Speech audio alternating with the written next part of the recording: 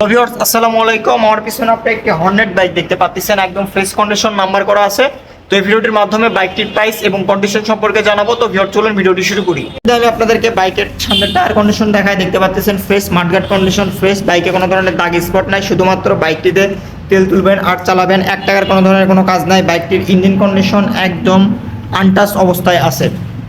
এই সাইড থেকে যদি আমি আপনাদেরকে বাইকের পিছনের টায়ার কন্ডিশন দেখেন একদম ফ্রেশ প্লাস নাম্বার করা, নগার নাম্বার করা, কিন্তু বাইকটি ভালো অবস্থা আছে। আপনারা যারা ফ্রেশ কন্ডিশনে একটি হর্নেট বাইক কিনতে যাচ্ছেন কম প্রাইজের মধ্যে, সেক্ষেত্রে আপনারা আমাদের কাছ থেকে এই বাইকটি নিতে পারেন। বাইকটি একদমই ফ্রেশ আছে, দেখতেই পাচ্ছেন আপনারা। বাইকটির প্রাইস আমি আপনাদের জন্য খুব সীমিত দিব, কিন্তু বেশি কমাতে পারবো না, সামান্য একটু কমিয়ে দেবো। আপনারা আমার সঙ্গে স্ক্রিনে দেওয়া নাম্বার যোগাযোগ করবেন।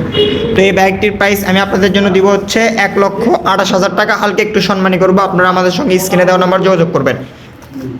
একদম ফ্রেশ কন্ডিশন আছে, ইঞ্জিন কন্ডিশন আনটাচ, বাইকে কোনো ধরনের দাগ স্পট নাই। পুরো সাইড থেকে যদি আমি আপনাদেরকে বাইকটা এক নজর দেখায়, দেখেন আপনারা একদমই কিন্তু ভালো অবস্থায় আছে।